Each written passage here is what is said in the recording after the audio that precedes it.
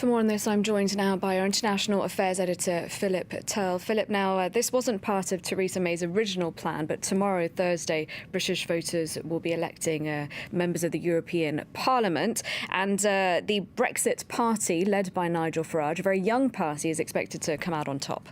That is true. And if you look at what has been going on in the House of Commons over the past few months, this deal of Theresa May having been rejected 3 times and possibly facing a 4th rejection at the beginning of June, you don't have to look very far to understand why Nigel Farage's Brexit party has been doing so well. He is a very clever, wily politician. You may remember that he was the one who created the UKIP party, which was one of the key parties in favour of Britain leaving the EU and behind the result, the victory result in the June 2016 election referendum campaign. And since then, he's created this new Brexit party.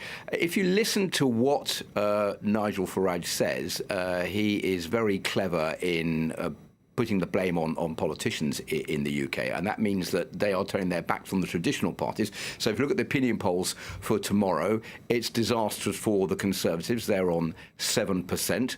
That's according to a YouGov poll. 19% for the Labour Party of Jeremy Corbyn, and 37% for the Brexit Party of Nigel Farage. And he is saying basically people are voting for me because they are fed up with the inability of the traditional parties in the UK to come up with a solution and give the British people the Brexit they voted for.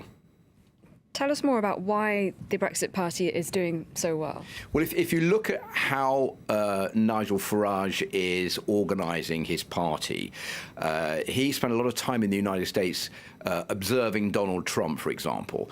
And the key issue now is not immigration, which is the key issue when it came to the referendum of 2016, the key issue of UKIP, for example, and giving back Britain its sovereignty, its role, its greatness. The key issue now is it's the Brexit party against the traditional establishment. Nigel Farage doesn't really mention immigration anymore. What he says is, we have been denied democracy. The Prime Minister, government, MPs, the media, journalists, institutions, they haven't given you what you voted for. They are denying you the democracy that you want. I am the one to give you back that democracy. I'm going to give you the Brexit you voted for. And whereas a no deal was something that wasn't even talked about, that is the key issue that he is now putting forward, saying we're going to go on the 29th or the 31st of October, and we're going to leave on WTO terms. And that is why I think the Brexit Party is doing so well in the polls. All right. Thank you very much, Philip.